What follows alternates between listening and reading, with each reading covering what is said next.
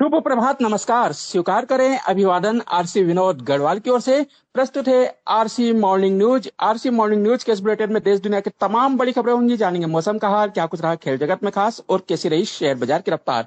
खबरों का सिलसिला शुरू करें इस वक्त की बड़ी खबर से, जहां पर आज रिकॉर्डिंग क्लब अपने 10वें वर्ष में प्रवेश करने के उपलक्ष्य में ऑनलाइन यूट्यूब प्रोग्राम आयोजित कर रहा है, जिसमें देश भर के विभिन्न राज्यों से दृष्टिबाधित रिकॉर्डिंग क्लब के 9 वर्ष पूरे होने के उपलक्ष्य में आयोजित इस कार्यक्रम में भाग ले रहे हैं। यदि अभी तक आप रिकॉर्डिंग क्लब यूट्यूब चैनल पर नहीं आए हैं तो रिकॉर्डिंग क्लब यूट्यूब चैनल पर आकर रिकॉर्डिंग क्लब के पिछले 9 वर्षों की गाथा और इस यात्रा के साक्षी बन सकते हैं।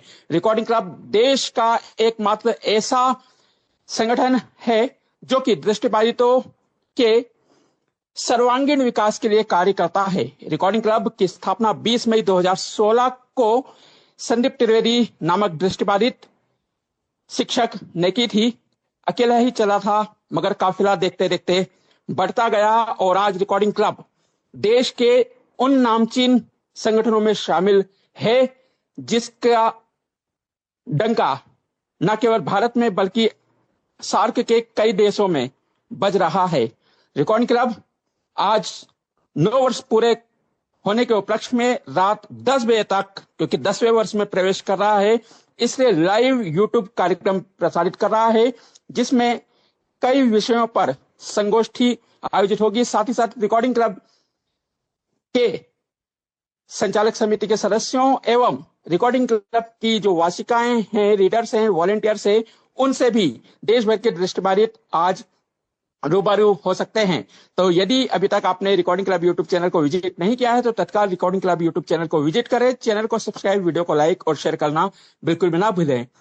इस बड़ी खबर पर आज आरसी न्यूज की नजर दिन भर बनी रहेगी। समय हो गया है हर दिन की तरह आज भी आरसी पंचांग का। आज दिनांक 20 मई 2025, दिन मंगलवार, विक्रम संवत 2082, शक संवत 1947, अयन उत्तरायण, ग्रीष्म ऋतु, ज्येष्ठ मास, कृष्ण पक्ष की अष्टमी तिथि, पूर्ण रात्रि, तत्पश्चात प्रातः 4:55 तक, राहु काल दोपहर 3:54 से शाम के 5:33 तक। चंद्रमा मकर राशि में संचरण कर रहे हैं। वहीं प्रातः 7:35 से आज पंचांग भी आरंभ हो गया है। मंगलवार का दिन, बाबा बजरंग बली का दिन। बजरंगी हनुमान की कृपा से यह दिवस हम सभी के लिए शुभकारी, हितकारी, मंगलकारी प्रयासों से भरा रहे, यही हमारी कामना है। आरसी सुविचार: क्रोध और दुख की स्थिति में सोची बातें कभी भी सत्यता तक नहीं पहुंचने देती है। सत्यता तक पहुंचने के लिए अपने मन को शांत रखें। समय हो गया है उन तमाम बड़ी खबरों को जानने का जो कल दिन भर इस सुर्खियों में। ऑपरेशन सिंदूर से जुड़ी नई जानकारी सेना ने साझा की है। कल सेना ने दी गई जानकारी में बताया कि पाकिस्तान ने अमृतसर स्थित गोल्डन टेम्पल को निशाना बनाते हुए मिसाइल दागी थी, किंतु भारतीय एयर डिफेंस सिस्टम ने उसे हमला होने से पूर्व ही मार गिराया। सेना ने सबूत के तौर पर ड्रोन और मिसाइल का मलबा भी दिखाया है। वहीं एलओसी सीमावर्ती क्षेत्र अखनूर में तैनात जवानों ने बताया कि बेशक गोलियां पाकिस्तान के सैनिकों ने दागी, मगर धमाका हमने किया। एक जवान ने बताया कि हमने पाकिस्तान को ऐसा सबक सिखाया है कि वह दशकों तक याद रखेगा। भारत पर हमला करने या कोई भी हमाकत करने से पहले 100 बार सोचेगा। वहीं ऑपरेशन सिंदूर पर लगातार विपक्षी दल कांग्रेस केंद्र सरकार पर हमलावर है। कल कांग्रेस नेता पवन खेड़ा ने प्रेस कॉन्फ्रेंस कर केंद्र सरकार पर ऑपरेशन सिंदूर की सौदेबाजी का आरोप लगाया। पवन खेड़ा ने कहा कि ऑपरेशन सिंदूर चल रहा था, उसी दौरान अमेरिकी राष्ट्रपति डोनाल्ड ट्रंप आए। उन्होंने कहा, बस अब बैठ जाओ, सीज फायर होता है। प्रधानमंत्री नरेंद्र मोदी चुप बैठे रहे। वहीं उन्होंने अपने नेता राहुल गांधी के विदेश मंत्री एस जयशंकर से पूछे गए सवालों को भी दोहराया। राहुल गांधी ने एक्स पर सवाल किया था विदेश मंत्री से कि भारत सरकार ने यह स्वीकार किया है कि ऑपरेशन सिंदूर की जानकारी पूर्व में ही पाकिस्तानी सेना को दी गई थी। भारत सरकार बताए कि इससे हमारे कितने विमान को नुकसान पहुंचा है। यह केवल गलती ही नहीं बल्कि एक अपराध है और पाप है। हम इस पाप के लिए भारतवासी कभी भी केंद्र सरकार को माफ नहीं करेगी। वहीं केंद्र सरकार के विदेश मंत्रालय ने कांग्रेस के इस आरोप को सिरे से खारिज कर दिया है। केंद्र सरकार और विदेश मंत्रालय ने कहा कि ऑपरेशन सिंदूर से संबंधित पाकिस्तान को पूर्व में चेतावनी दी गई थी। यह कहना बिल्कुल गलत है कि विदेश मंत्री एस जयशंकर ने पाकिस्तान को इसकी जानकारी दी। कांग्रेस तथ्यों को गलत तरीके से पेश कर रही है। केंद्र सरकार इसे कभी भी स्वीकार नहीं करेगी, ना ही देश की जनता कांग्रेस के इन बेबुनियाद आरोपों को स्वीकार करेगी। वहीं सुप्रीम कोर्ट में कल कई मामलों की सुनवाई हुई। सुप्रीम कोर्ट ने एक मामले की याचिका में कहा कि भारत कोई धर्मशाला नहीं है जहां पर सभी को शरण दी जाए। आपको बता दें, एक श्रीलंकाई तमिल की याचिका पर सुप्रीम कोर्ट सुनवाई कर रहा था। 2015 में भारत सरकार ने LTTE से संबंध होने के कारण श्रीलंका के नागरिक को गिरफ्तार किया था। उसे 10 साल की सजा सुनाई गई थी, किंतु बाद में मद्रास हाई कोर्ट ने उसकी सजा को कम करते हुए 7 वर्ष की सजा सुनाई थी। 2022 को देश सजा पूरी होने के बाद ही देश छोड़ने के आदेश दिए थे। श्रीलंकाई तमिल नागरिक ने भारत सरकार से याचिका दाखिल की कि श्रीलंका जाने पर उसकी जान को खतरा है, इसलिए उसे भारत में ही शरण दी जाए। याचिका की सुनवाई करते हुए सुप्रीम कोर्ट ने कहा कि हम 140 करोड़ देशवासियों के साथ संघर्ष कर रहे हैं। हम हर किसी को भारत में शरण नहीं दे सकते। वहीं मध्य प्रदेश के मंत्री विजय शाह की याचिका से जुड़ी विजय शाह की याचिका पर भी कल सुप्रीम कोर्ट में सुनवाई हुई। सुप्रीम कोर्ट ने विजय शाह की माफी को नामंजूर करते हुए इस मामले की जांच के लिए SIT का गठन किया। सुप्रीम कोर्ट में याचिका पर सुनवाई शुरू होते ही विजय शाह के वकील ने दलील दी कि मेरे मौकिल कैंडिडेट ने माफी मांग ली है, सार्वजनिक तौर पर माफी मांगी है। वहीं सुप्रीम कोर्ट के न्यायाधीश सूर्यकांत ने कहा कि कहां है माफी? आपके कैंडिडेट पब्लिक फिगर में हैं, वे एक जिम्मेदार पद पर हैं, नागरिक होने के साथ साथ वे जनप्रतिनिधि हैं, साथ ही सरकार में मंत्री हैं।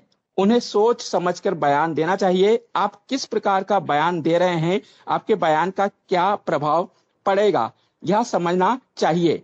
कई बार माफी बचने के लिए मांगी जाती है तो कई बार माफी मगरमच्छ के आंसुओं की तरह होती है। हम आपकी माफी को नामंजूर करते हैं और इस मामले की निष्पक्ष जांच के लिए एक SIT का गठन करते हैं। SIT के 3 सदस्य होंगे जो कि IPS स्तर के होंगे। इनमें एक महिला अधिकारी का होना अनिवार्य है। वहीं सुप्रीम कोर्ट ने पूछा कि हाई कोर्ट ने जब दोबारा से FIR दर्ज करने को कहा तो उसके बाद आपने क्या किया है? आपको बता दें, 11 मई को मध्य प्रदेश के जनजातीय मंत्री विजय शाह ने इंदौर की तहसील महू के रायगोंडा में हलमा कार्यक्रम को संबोधित करते हुए सेना की अफसर कर्नल सोफिया कुरैशी पर आपत्तिजनक टिप्पणी की थी। सोफिया कुरैशी को आतंकियों की बहन बताया था। उन्होंने कहा कि मोदी जी ने आतंकियों को मुंह तोड़ जवाब देने के लिए उनकी जाति समाज की ही बहन को भेज दिया है। कई आपत्तिजनक शब्दों का प्रयोग किया था जिसे RC न्यूज प्रसारित नहीं कर सकती है। वहीं इस मामले में SIT का गठन कर दिया गया है। सोमवार रात मध्य प्रदेश के DGP कैलाश मकवाना ने सुप्रीम कोर्ट के निर्देश प्राप्त होने के बाद निष्पक्ष जांच के लिए एसआईटी का गठन किया। इसमें सागर रेंज के आईजी प्रमोद वर्मा, भोपाल में विशेष सशस्त्र बल के डीआईजी कल्याण चक्रवर्ती एवं डिंडोरी विशेष सशस्त्र बल एसपी वाहिनी सिंह को शामिल किया गया है। प्रमोद वर्मा 2001 बैच के अधिकारी हैं, तो वहीं कल्याण चक्रवर्ती 2010 बैच के अधिकारी हैं। वाहिनी सिंह मूलतः राजस्थान की हैं। वे पूर्व में निवाड़ी एसपी भी रह चुकी हैं। 2014 बैच की है। उन्हें एक ईमानदार महिला अफसर के रूप में जाना जाता है। सुप्रीम कोर्ट ने एसआईटी की रिपोर्ट दाखिल करने के लिए 28 सितंबर का समय दिया है। वहीं विजय शाह मंत्री बने रहेंगे। सूत्र बता रहे हैं कि भारतीय जनता पार्टी 28 मई तक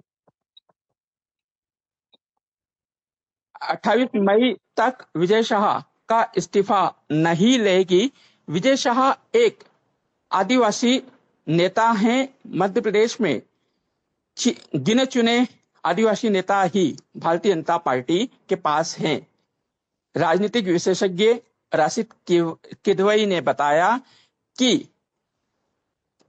कांग्रेस के मध्य प्रदेश में आदिवासी नेताओं की कमी नहीं है, मगर भाजपा के पास आदिवासी चेहरे कम हैं। इसके कारण सरकार विजय शाह पर कोई भी जोखिम नहीं उठाना चाहती है। वहीं सूत्रों ने बताया कि हाईकोर्ट के स्वतः संज्ञान लेने के बाद प्रदेश भाजपा ने विजय शाह को इस्तीफा देने को कहा था, लेकिन उन्होंने कहा कि मैं मंत्री पद छोड़ूंगा तो विधायकी भी छोड़ूंगा, जिसके दबाव में भारतीय जनता पार्टी ने उनसे अब तक इस्तीफा नहीं लिया है। वहीं इलाहाबाद हाईकोर्ट में कल संभल की जामा मस्जिद पर दाखिल याचिका पर सुनवाई हुई। इलाहाबाद हाईकोर्ट ने मुस्लिम पक्ष को कोई राहत ना देते हुए याचिका खारिज कर दी। हाईकोर्ट ने कहा कि इस संबंध में अब तक जो जांच हुई है वह बिल्कुल सही है। वहीं पाकिस्तान की जासूसी के आरोप में गिरफ्तार यूट्यूबर ज्योति मल्होत्रा को एनआईए नेशनल इन्वेस्टिगेशन एजेंसी ने हिरासत में ले लिया है। कल एनआईए की एक टीम हिसार पहुंची, जहां पर प्रारंभिक पूछताछ के बाद ज्योति मल्होत्रा को एनआईए ने अपनी कस्टडी में लिया। उसे चंडीगढ़ भी ले गई है। बताया जा रहा है कि चंडीगढ़ में एनआईए ज्योति मल्होत्रा से ट्रेलर लिंक के बारे में पूछताछ करेगी। वहीं जम्मू एटीएस भी ज्योति मल्होत्रा से बात करेगी। वहीं कल शाम ज्योति मल्होत्रा के पिता हरीश मल्होत्रा का बयान सामने आया। उन्होंने कहा कि बेटी ने कभी नहीं बताया कि वह कश्मीर पाकिस्तान का दौरा कर रही है। वह हमेशा दिल्ली का कहकर घर से जाया करती थी। इस दौरान केंद्र सरकार ने बड़ी कार्रवाई करते हुए ज्योति मल्होत्रा के इंस्टाग्राम अकाउंट को प्रतिबंधित कर दिया है। इंस्टाग्राम पर ज्योति मल्होत्रा के 1.39 लाख फॉलोअर्स थे। वहीं पिछले दिनों ज्योति मल्होत्रा ने कश्मीर और पाकिस्तान के कई वीडियो अपने social media account Facebook, Instagram और यूट्यूब पर अपलोड किए हैं, जिसमें वह भारत की सीमावर्ती क्षेत्रों का दौरा कर रही है। यहां तक कि सीमा से सटी बॉर्डर पर जाकर उसने बॉर्डर फेंसिंग भी दिखाई है। इसमें अटारी बॉर्डर के साथ साथ राजस्थान का थार की बाउंड्री वॉल और फेंसिंग दिखाने की बातें सामने आ रही है। वहीं पिछले 11 दिनों में पंजाब हरियाणा के विभिन्न जिलों से 7 जासूसों को गिरफ्तार कर पुलिस पूछताछ कर रही है। वहीं मध्य प्रदेश के मुख्यमंत्री डॉक्टर मोहन यादव कल इंदौर पहुंचे।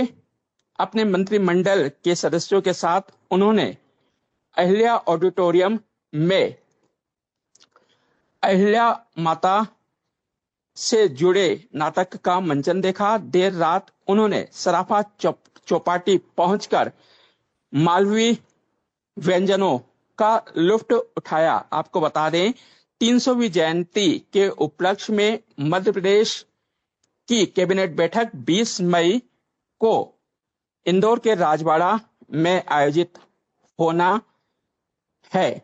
वहीं इंदौर को कई महत्वपूर्ण सौगातें भी दी जा सकती है। वहीं जानकारी मिल रही है कि प्रधानमंत्री नरेंद्र मोदी 31 मई को मध्य प्रदेश का दौरा करेंगे, जिसमें वे भोपाल में महिला सशक्तिकरण सम्मेलन में कार्यक्रम में भाग लेने के साथ ही इंदौर में वर्चुअली मेट्रो ट्रेन की सौगात भी प्रदेशवासियों को दे सकते हैं। प्रशासन तैयारियों में जुटा है। वहीं भोपाल में एक साड़ी की दुकान में आग लग गई। भीषण आग पर काबू पाने के लिए दंगल की कई गाड़ियों को मशक्कत करनी पड़ी। लाखों रुपए के नुकसान होने के समाचार मिले हैं। वहीं मध्य प्रदेश के अलीराजपुर में बारात में डांस के दौरान एक मामा की गोली भांजे को लग गई, जिससे 13 वर्षीय अजय वास्कले की मौके पर ही मौत हो गई।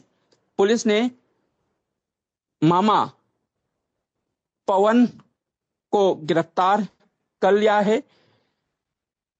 जांच जारी है। वहीं मौसम की बात करें तो देश के कई राज्यों में मिला जुला मौसम देखने को मिल रहा है। बिहार में बारिश के चलते 4 लोगों की मौत के समाचार मिले हैं, तो वहीं राजस्थान के कई इलाकों में भीषण गर्मी देखने को मिल रही है। लोगों को गर्मी से राहत नहीं मिल रही है। वहीं लगातार टेम्परेचर 45 डिग्री सेल्सियस के पार बना हुआ है। वहीं मध्य प्रदेश के कई जिलों में लू चल रही है, तो यहां पर कई जिले बारिश से तरबतर हो रहे हैं। कल मध्य प्रदेश के विदिशा, सागर, रायसेन, शिवपुरी सहित आधा दर्जन से अधिक जिलों में बारिश हुई। इंदौर के महू में झमाझम बारिश हुई। बारिश और आंधी के चलते कई मकानों के टीन उड़ने के समाचार मिले हैं।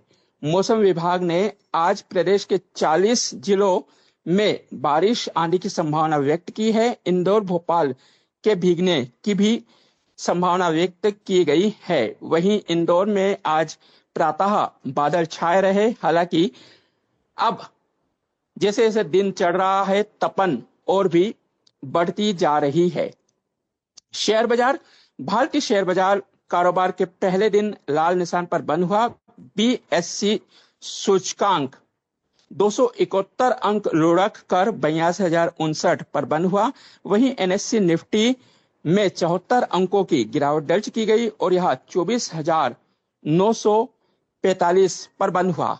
स्टूडियो पहुंचते समय शेयर बाजार आज भी लाल निशान पर कारोबार कर रहा है। बीएसई सूचकांक 100 अंकों से अधिक टूटकर 81,900 के आसपास कारोबार कर रहा था प्रातः 10 बजे तक। वहीं एनएससी निफ्टी 24,800 से ऊपर काम कर रहा था। इधर वोडाफोन आइडिया के शेयर में कल 8% की गिरावट दर्ज की गई। दरअसल सुप्रीम कोर्ट द्वारा वोडाफोन आइडिया को कोई राहत ना मिलने के कारण बाजार में शेयर में 8% तक की गिरावट दर्ज की गई। हालांकि यह 10% से ऊपर चली गई थी, लेकिन कारोबार बंद होते समय 8% की गिरावट दर्ज करते हुए 6.75 पैसे पर यह शेयर बंद हुआ है।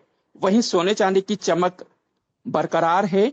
इस साल सोना अब तक 17,000 रुपए प्रति 10 ग्राम से अधिक महंगा हुआ है।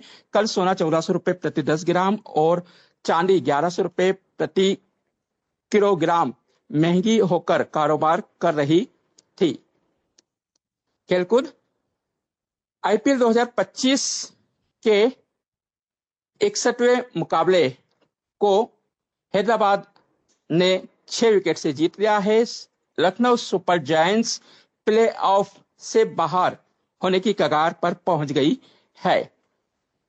कल एकाना स्टेडियम में लखनऊ ने पहले बल्लेबाजी करते हुए निर्धारित 20 ओवर में 3 विकेट के नुकसान पर 205 रन बनाए। 206 रनों का पीछा करते हुए हैदराबाद ने तूफानी शुरुआत की और जीत का लक्ष्य 18.2 ओवर में 10 गेंदें शेष रहते 4 विकेट के नुकसान पर हासिल कर लिया। हालांकि हैदराबाद प्ले ऑफ की दौड़ से पहले ही बाहर हो चुकी है। इधर बीसीसीआई सचिव ने मीडिया की उन खबरों को खारिज किया है जिसमें भारत एशिया कप न खेलने की खबरें सामने आई थी। बीसीसीआई के सचिव ने बताया कि अभी हमारा पूरा फोकस मौजूदा आईपीएल और इसके बाद इंग्लैंड दौरे पर है, जहां पर महिला पुरुष की क्रिकेट टीमें सीरीज खेलने जाएगी। आपको बता दें, सितंबर में एशिया कप भारत में होना है। एशिया कप से भारत यदि नाम वापस लेता है तो हो सकता है पूरा टूर्नामेंट ही रद्द हो जाए। वर्तमान में एसीसी के चेयरमैन पाकिस्तानी गृह मंत्री हैं, वे पीसीबी के अध्यक्ष भी हैं। वहीं भारत के मीडिया में सोमवार सुबह खबर आई थी कि भारत एशिया कप से अलग होकर पाकिस्तान को आर्थिक मोर्चे पर बड़ा नुकसान पहुंचा सकता है। इधर राजस्थान में 3 दिवसीय राज्य स्तरीय दृष्टिबाधित महिला खेलकूद प्रतियोगिता का कल समापन हुआ। दृष्टिबाधित क्रीड़ा परिषद के सचिव जीतूराम जाट ने आरसी न्यूज को दी जानकारी में बताया कि 1977 से दृष्टिबाधित क्रीड़ा परिषद काम कर रही है। पिछले 7 वर्षों से लगातार ग्रीष्मकालीन खेलकूद प्रतियोगिता का समय समय पर आयोजन किया जाता रहा है। कभी पुरुषों तो कभी महिलाओं की खेलकूद प्रतियोगिता का आयोजन किया जाता है। इस वर्ष यह प्रतियोगिता 17 मई से 19 मई तक राजकीय दृष्टिबाधित उच्चतर माध्यमिक विद्यालय आदर्श नगर अजमेर में संपन्न हुई, जिसमें 20 से अधिक जिलों की दृष्टिबाधित बालिकाओं एवं महिलाओं ने भाग लिया। खेलकूद प्रतियोगिता में 100 मीटर दौड़, चम्मच दौड़, बोरा दौड़, गोला फेंक के साथ साथ शतरंज प्रतियोगिता, दृष्टिबाधितों के ब्रेल रीडिंग राइटिंग प्रतियोगिता एवं सुगम संगीत प्रतियोगिता का आयोजन किया गया। प्रतियोगिता में प्रथम, द्वितीय, तृतीय स्थान पर रहने वाली दृष्टिबाधित बालिका महिलाओं को सम्मानित किया गया। साथ ही साथ सभी प्रतिभागियों को विभिन्न प्रतियोगिता में भाग लेने के लिए सांत्वना पुरस्कार देकर प्रोत्साहित किया गया। सचिव जीतूराम जाट ने रिकॉर्डिंग क्लब के दिए सहयोग के लिए भी रिकॉर्डिंग क्लब का आभार माना। उन्होंने कहा कि महिलाओं को आगे बढ़ाने के लिए महिला प्रकोष्ठ का भी गठन किया गया है, जिसके नेतृत्व में राजस्थान की दृष्टिबाधित महिलाओं और बालिकाओं को आगे बढ़ाने का काम क्रीड़ा परिषद कर रहा है। वहीं कर अमेरिकी राष्ट्रपति डोनाल्ड ट्रंप ने यूक्रेनी राष्ट्रपति और रूसी राष्ट्रपति से फोन पर बात की।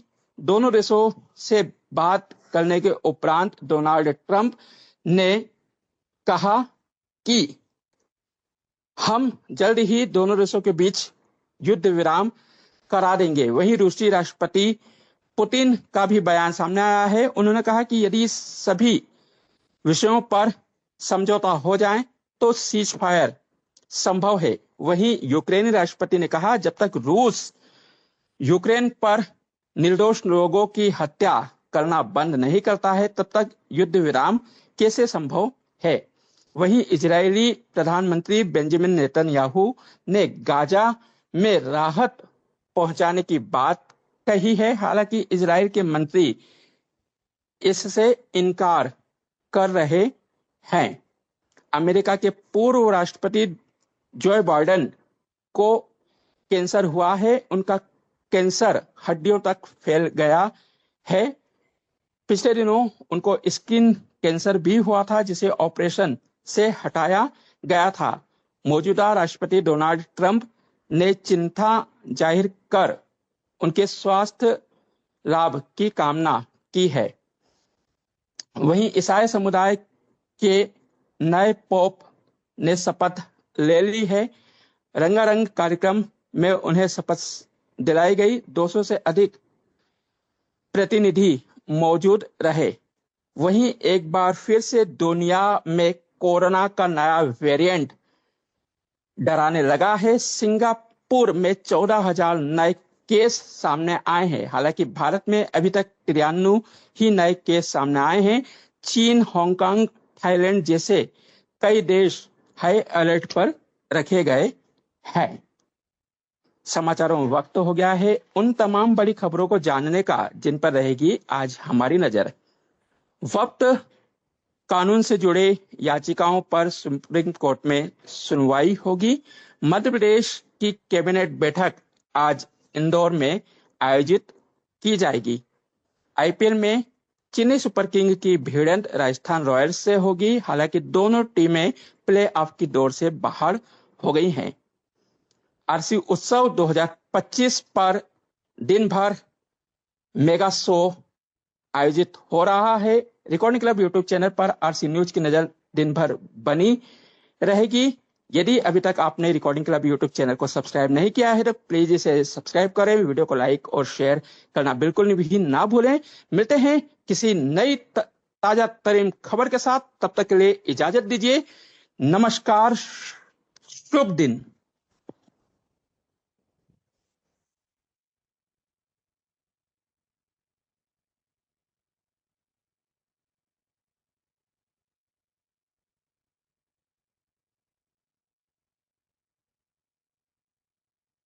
वहीं इस वक्त एक और बड़ी खबर मिल रही है, सेना के हवाले से आ रही है। सेना ने बयान जारी कर कहा है कि ऑपरेशन सिंदूर में 64 पाकिस्तानी सैनिक अधिकारी मारे गए हैं। इस वक्त की बड़ी खबर आपको बता दें, सेना ने एक और नया खुलासा किया है। जानकारी देते हुए बताया है कि ऑपरेशन सिंदूर के दौरान हुई कार्रवाई में पाकिस्तान के 64 सैनिक अधिकारी मारे गए हैं। वहीं बिटरिंग सेरेमनी भी शुरू होने की खबर सामने आ रही है। हालांकि इसमें पाकिस्तानी और भारतीय सैनिक हाथ नहीं मिलाएंगे, ना ही दोस्ती के दरवाजे खुलेंगे। इसी प्रकार की तमाम बड़ी खबरों को जानने के लिए आप बने रहे रिकॉर्डिंग क्लब यूट्यूब चैनल पर। नमस्कार।